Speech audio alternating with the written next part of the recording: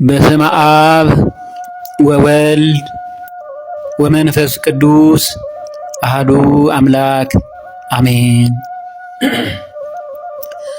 ስሙ የተቀደሰና የተፈራ ነው። የጥበብ መጀመሪያ እግዚአብሔርን መፍራት ነው። ለሚያደርጓትም ሁሉ በጎ ማስተዋል አላቸው። እግዚአብሔርን የምትወዱ እግዚአብሔር የሚወዳችሁ የቸሩ መድኃኔዓለም ቤተሰቦች፣ የእመቤታችን ቅድስት ድንግል ማርያም የቃል ኪዳን ልጆች፣ የቅዱሳን መላእክት ባለሟሎች፣ አየንተ እግዚአብሔር ካህናት፣ ሊቃውንተ ቤተ ክርስቲያን፣ አበው መምህራን፣ ለአገልግሎት የምትፋጠኑ አገልጋዮች፣ ዲያቆናት፣ ሰንበት ተማሪዎች እንዲሁም በአገር ቤትም ከአገር ውጭም በባዕዳን ምድር ያላችሁ ቅዱስ ቃሉን ለመስማት የምትተጉ ምእመናን፣ ሕዝበ ክርስቲያን በጌታዬ በኢየሱስ ክርስቶስ ፍጹም ሰላም እንደምን አደራችሁ? እንደምን ዋላችሁ? እንደምን አመሻችሁ? አሜን።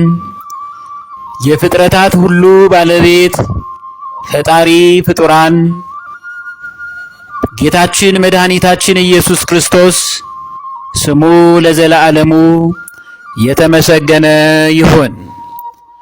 በአራቱ ማዕዘናት በምስራቅ፣ በምዕራብ፣ በሰሜን፣ በደቡብ በሰማይና በምድር ሁሉ ያለና የሚኖር አልፋና ኦሜጋ እግዚአብሔር አምላካችን ጌታችን መድኃኒታችን ኢየሱስ ክርስቶስ ስሙ ለዘለዓለሙ የተመሰገነ ይሁን።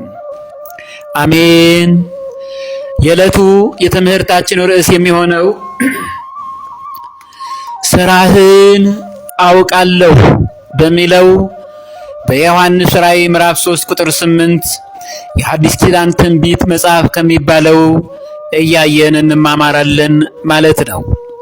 በቅድሚያ ከቅዱስ ወንጌል የምናነበው የማቴዎስ ወንጌል ምዕራፍ 23 ከቁጥር 1 እስከ ቁጥር 12 ያለውን ይሆናል።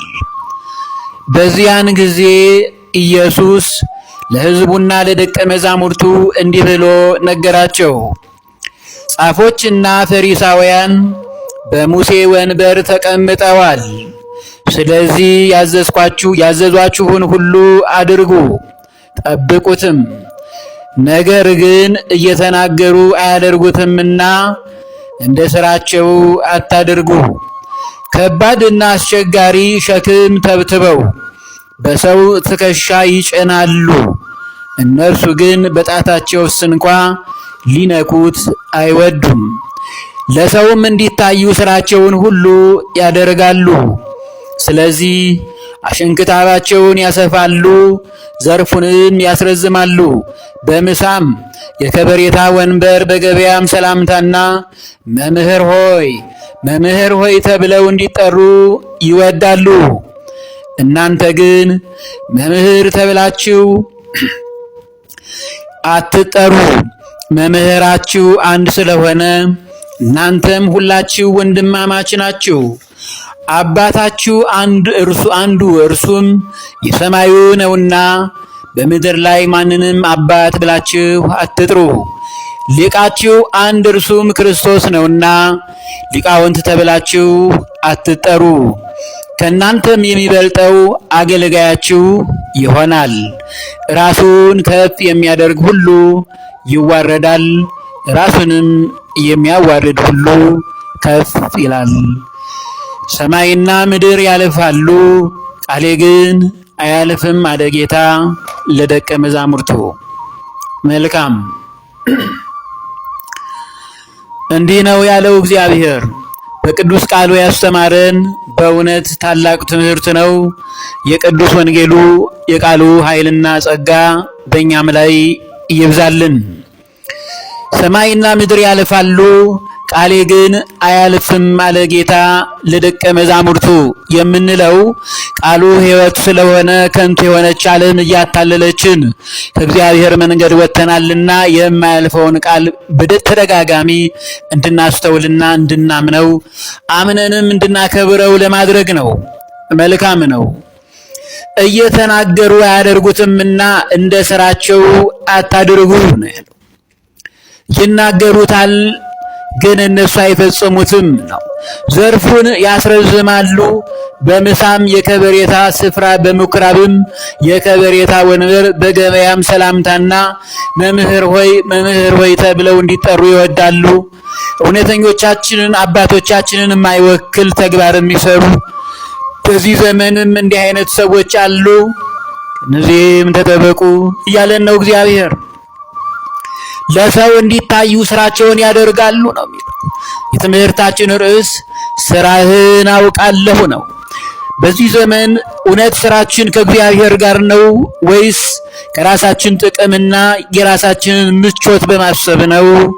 እኔ ስራህን አውቃለሁ እግዚአብሔር ነው። ዮሐንስ ራዕይ ምዕራፍ 3 ቁጥር 8። ይህንን አሁን ላሉት ቅዱስ ቤተ ክርስቲያንን ለሚያገለግሉ አባቶቻችን የበላይ ጠባቂ የሆኑ ቅዱስ ሲኖዶስ ያሉ አባቶቻችን ከፍ ሲል ብፁዕ ወቅዱስ አቡነ ማትያስን ጨምሮ በስራችሁ ያሉትን ሁሉ የሚወክል ቃል ነው። ስራችሁን አውቃለሁ። በበጎ ከሆነ ሽልማትን፣ በክፉ ከሆነ ቅጣትን ትቀበላላችሁ የሚለውን ቃልም ያዘለ ነው። እናንተ ግን መምህር ተብላችሁ አትጠሩ፣ መምህራችሁ አንድ ስለሆነ እናንተም ሁላችሁ ወንድማማች ናችሁ ነው። መምህሩ ጌታ አምላክ ክርስቶስ ነው። አሁን መምህራንን መምህር ብለን እንዳንጠራ እኮ አይደለም። ነገር ግን ራሳቸውን መምህር በማድረግ ሰዎች እከሌ እኮ እንዴት አይነት መምህር ነው ለመባል ያገለግላሉ። እንዲህ አይነቱን ከንቱ ውዳሴ የበዛበትን አገልግሎትና ስብከት ተው ለማለት ነው። መምህሩ እግዚአብሔር መንፈስ ቅዱስ ስለሆነ መምህሩ ይቆማል፣ መሳሪያው ይሆናል እንጂ መምህሩ መንፈስ ቅዱስ ነው ለማለት ነው። አባታችሁ አንድ እርሱም የሰማዩ ነውና በምድር ላይ ማንንም አባት ብላችሁ አትጥሩ ነው ያለው። አባቶቻችንን አታክብሩ እኮ ማለቱ አይደለም። ዛሬ በጣም በሚያስገርምና በሚያስፈራ ሁኔታ አባትነን ሁሉን እናውቃለን በሚሉ ራሳቸውን ምድራዊ አምላክ ያደረጉትን በእውነተኞች አባቶቻችን ስም የሚነግዱትን በእውነት ከነዚህ ወላዋይ ክፉ መንፈስ ያደረባቸውን አባት ብላችሁ አትጥሩ። ብዙዎች እናቶቻችን እባክዎ ገንዘብ አጠረኝ፣ ገንዘብስ አልባረካለኝ፣ እንዲባረክልኝ ይጸልዩልኝ፣ የሚያደርጉትን ያድርጉልኝ ይላል። በጸሎት ስም መተትና አስማት፣ ትብተባ፣ ጥንቆላን አድርገው ገንዘቤ እንዲበረክት አድርጉ የሚሉ ሰዎችን አባት ብለው አባት ተብሎ የሚጠራበትን ትክክለኛ ስም ሳይዙ በዚህ መንገድ የሚጠሩትን ለመውቀስም ነው። ሌላው አባት ነን እያሉ የአባትን ተግባር ያልሰሩ ብዙዎች ናቸውና እንዲህ ብላችሁ ለመጠራት አታገልግሉ ነው። መልካም አባታችሁ አንዱ እግዚአብሔር እርሱ ነውና ነው። ሊቃችሁ አንድ እርሱም ክርስቶስ ስለሆነ ሊቃውንት ተብላችሁ አትጠሩ ነው። እግዚአብሔር ነው ሁሉን የሚያደርግ። አዎ ሊቃውንተ ቤተ ክርስቲያን አሏት። ቅድስት ቤተ ክርስቲያን ግን ሊቅ ለመባል ብዙዎች እከሌ እኮ ሊቀ ሊቃውንት ነው ለመባል ቁጥራቸውን ቀላል አድርገን የማናያቸውን በሊቀ ሊቃውንት ስም የሚጠሩ ግን በቦታው የሌሉበት እንዳሉ አገር ያወቀው ፀሐይ የሞቀው የአደባባይ ምስጢር ነው። ሊቅ ለመባል አታገልግሉ ነው። ሊቅ እንኳን ቢሆኑ ሁሉን ያደረገ እግዚአብሔር ነው። ባለ አራት አይና እንኳን እንደዚህ አልተመጻደቁም። እንደዚህ እንዳትሆኑ እንጂ ሊቀ ሊቃውንታዎቻችሁን አታክብሩ እኮ ማለቱ አይደለም። እናስተውል። ሊቅ የሆነው ሁሉ እግዚአብሔር መንፈስ ቅዱስ በገለጠለት መሰረት ስለሆነ ያንን ክብር እግዚአብሔር ይውሰድ የሚለውን አስቡ ነው። ሰባቱን የቅድስት ቤተክርስቲያናችንን አስተዳዳሪዎች ቅዱስ ዮሐንስ ስፍራዎቻቸውን በኤፌሶን፣ በሰምርኔስ፣ በጴርጋሞን፣ በሎዶቅያም፣ በቲያጥሮን፣ በሰርዴስም፣ በፊልዲያም እንዲሁም በሎዶቅያም ያሉትን ማለቱ ነው። ዮሐንስ ራእዩን ምዕራፍ 2 እና ምዕራፍ 3 በቤታቸው አረፍ ስትሉ ብታነቡት እጅግ መልካም ነው። እኔ ከሰባቱ አንደኛውንና ሰባተኛውን ያለውን ባጭሩ የራእዩን መልእክት እንመልከተው። በኤፌሶን ወዳለው ወደ ቤተ ክርስቲያን መልአክ እንዲህ ብለህ ጻፍ። በቀኝ እጁ ሰባቱን ከዋክብት የያዘው በሰባቱም የወርቅ መቅረዞች መካከል የሚሄደው እንዲህ ይላል። ስራህን አውቃለሁ ነው ያለው። ስራን ሁሉ የሚያውቅ ማን ምን እያደረገ እንደሆነ የሚያውቅ እግዚአብሔር ነውና በዮሐንስ ራእይ መልአክ እያለ የሚጠራው መልአክ እየተባሉ የተጠሩት ቅድስት ቤተ ክርስቲያንን የሚያስተዳድሩ አባቶችን ነው። መልአክ ያለው ቅዱሳን መላእክትን ማለቱ አይደለም። መልአከ ገነት፣ መልአከ ፀሐይ፣ መልአከ ሰላም፣ መልአከ ሕይወት ወዘተ ቅድስት ቤተ ክርስቲያንን የሚያስተዳድሩ አለቆች ማለቱ ነው። ሰባተኛው ላይ ስናየው በሎዶቅያም ወዳለ ወደ ቤተ ክርስቲያን መልአክ እንዲህ ብለህ ጻፍ። አሜን የሆነው የታመነውና እውነተኛው ምስክር እግዚአብሔር ከፈጠረ ሁሉ አስቀድሞ የነበረው እንዲህ ይላል። በራድ ወይም ትኩስ እንዳይደለ ስራህን አውቃለሁ፣ ስራህንም አውቃለሁ። ትምህርታችንም ርዕስ ይሄ ነው። በዚህ ትምህርት ላይ ነው እንግዲህ እኛም ያተኮርነው። በራድ ወይም ትኩስ ብትሆን መልካም በሆነ ነበር። አንተ ግን በራድም አልሆንክ ትኩስም አልሆንክ፣ እንደ ለብ እንዳለ ውሃ እንዲሁ ለብ ስላልክ በራድም ወይም ትኩስ ስላልሆንክ ካፌ ልተፋ ነው ያለው። ክርስቲያን ይመስላሉ፣ መጎናጸፊያውን ለብሰው ትክክለኛ ስርዓቱን የጠበቁ ይመስላሉ፣ በውስጣቸው ግን የሙታን መቃብር የሚመስል ተግባር አላቸው ይላል። ይህ እግዚአብሔር ቃል ነው። ልተፋ ነው፣ ተመለስ፣ ስራህን አውቃለሁ። ብዙዎች በእናንተ ምክንያት እየተሰናከሉ ነው። ቃሌን አላከበራችሁም፣ ቃሌን አላስከበራችሁም፣ እናንተም በሕይወቱ አልኖራችሁም ነው ያለው። ይሄንን ነው ሊነግረን የፈለገው። አንደኛ ጢሞቴዎስ ምዕራፍ 3 ከቁጥር 1 እስከ 7 ላይም እንዲህ ይላል። ማንም ኤጲስቆጶስነትን ቢፈልግ መልካምን ስራ ይመኛል የሚለው ቃል የታመነ ነው። እንግዲህ ኤጲስቆጶስ እንዲህ ሊሆን ይገባዋል። የማይነቅፍ የአንድ ሚስት ባል፣ ልከኛ ምን ማለት ነው? ሚዛናዊ የሆነ ፍርድ የማያጓድል ማለቱ ነው። ራሱን የሚገዛ እንደሚገባው የሚሰራ ማለት ነው። እውነት አሁን ያሉት አባቶቼ የሰራን ነው፣ እኔን ጨምሮ መምህራን፣ ሰባኪያነ ወንጌል፣ የቅዱስ ቤተ ክርስቲያን አስተዳዳሪዎች፣ ከፍ ሲል በሌላም ስፍራ ያላችሁ የቤተ ክርስቲያኒቷ የበላይ ጠባቂዎች ምን ላይ ነው ያለነው? ሚዛኑ እግዚአብሔር እጅ ነው። እንደሚገባው የሚሰራ ለቅዱስ ቤተ ክርስቲያንም ለሕዝበ ክርስቲያኑም ለእግዚአብሔርም ጭምር እንግዳ ተቀባይ ለማስተማር የሚበቃ የማይሰክር ይላል። እንዴት ነው ነገሩ? የማይሰክር ብዙ ችግር ውስጥ ያልገቡ የሉም? እነዚህን ወገኖች ማለቱ ይሆን? እናስተውል። የማይሰክር የማይጨቃጨቅ እንዲህ የሆነ ነው ኤጲስቆጶስነት፣ እንደ ቤተ ክርስቲያን አስተዳዳሪነት። እግዚአብሔርም የወደው ይህን የመንፈስ ቅዱስ ማደሪያ ነው። ነገር ግን ገር የሆነ የማይከራከር ገንዘብን የማይወድ ነው ያለው። ዛሬ እኔን ጨምሮ በነዋይ ፍቅር አብደን ልጆቻችን የሆኑትን ምዕመናንን ማገድ ሲገባን ስራህን አውቃለሁ፣ ገንዘብ ትወዳለህ፣ ገንዘብ ታፈቅራለህ፣ ሁሉ ነገር ገንዘብ ላይ ትኩረት ሆኗል ብሎ እግዚአብሔር እየገሰጸን እየተናገረን ነው። ልጆቹን በጭምትነት ሁሉ እየገዛ የራሱን ቤት በመልካም የሚያስተዳድር አለ። ይህ እኮ ሚስጥር ነው። የራስ ቤት የሚለው ብልቶቻችንን በጸሎትና በጾም ሰርተናቸው አለ ወይ? በአግባቡ እያስተዳደርናቸው ነው ወይ ነው። ሌላው ቤተሰቦቻችንን በሕይወት ያሉትን ሰው ግን የራሱን ቤት እንዲያስተዳድር ባያውቅ የእግዚአብሔርን ቤተ ክርስቲያን እንዴት ይጠብቃታል ነው ያለው። እናስተውል። ይህን ነው እየነገረን ያለው።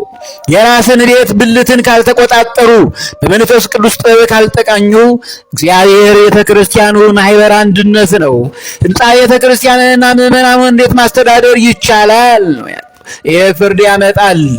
መዝሙረ ዳዊት ምዕራፍ 62 በቅንፍ 61 በቅንፍ 62 ቁጥር 12 ላይ እንዲህ ይላል፣ አቤቱ ምሕረትም ያንተ ነው፣ አንተ ለእያንዳንዱ እንደ ሥራው ፍዳውን ትሰጣለህና ነው ያለው። ይሰጣል እንደ ሥራችንና ሥራህን አውቃለሁ። በበጎም ከሆነ ሚዛኑ እኔ ጋር ነው ያለው፣ በክፉም ከሆነ ሚዛኑ እኔ ጋር ነው ያለው። ተመለሱ ንስሐም ግቡ ነው። ዛሬ በዘመናችን ሥራህን አውቃለሁ በሚለው የዮሐንስ ራእይ ምዕራፍ 3 ቁጥር 8 ትምህርት ያላችሁት የቅዱሳን የቤተክርስቲያን የቅድስት ቤተክርስቲያናችን የበላይ ጠባቂ አባቶቻችንና ሊቃነ ጳጳሳት፣ የቅዱስ ሲኖዶስ አባላት፣ በውጭም ሀገራት በአገር ቤትም በሁሉም አህጉረ ስብከት የተመደባችሁ ጳጳሳት፣ ቆሞሳት፣ ኤጲስቆጶሳት እኔን ጨምሮ በበጎም ነገር በበደላችሁትም ነገር ኃጢአታችሁንም ሁሉ ነገር ስራችሁን እኔ ያውቃለሁ አለ። ሚዛኑ እግዚአብሔር ጋር ስለሆነ ሁሉን እርሱ ያውቃል። ጌታችን መድኃኒታችን ኢየሱስ ክርስቶስ ወቀሳን አቀርቦብናል። በማስተዋል ስንመረምረው በቅድስት ቤተ ክርስቲያናችን ላይ እልቆ መሳፍርት የሌለው መከራና ፈተና እንደበዛባት ስናስብ የእኛ በሕጉና ስርዓተ ቤተ ክርስቲያንን ጠብቀንና አስጠብቀን አለመጓዛችን ያመጣብን ጣጣ ሁላችንንም ራሳችንን ከእግዚአብሔር መንገድ ስላወጣን በትክክልም በምን አይነት መንገድ እየሄደን እንደሆነ ይጠቁማል። እኛ ጋር ያለብንን ችግር በመገንዘብ ፈጥነን ንስሐ በመግባት ልቡናችንን ወደ እግዚአብሔር መልሰን ልዑል እግዚአብሔር የሚከብርበትን በጎና ቅድስና የሚያስገኘውን ስራንን እየሰራን ከአምላካችን እግዚአብሔር የተሰጠንን ትልቅ ኃላፊነት በመወጣት ለተተኪው ትውልድ አርአያ በመሆን የድርሻችንን በትጋት ልንወጣ ይገባናል። አሁን ላይ ግን ያለብንን ፈተና ቀላል አድርገንና የሚገባ አይደለምና ነው። አሁን ይህን እውነተኛ መልእክት የምትሰሙ ክርስቲያኖች ሁሉ ከተባለው እውነት መልእክት ያጋነነው የተናገርነውስ ነገር አለን? ምዕመናንን አገልጋዮችም እኔን ጨምሮ እናስተውል።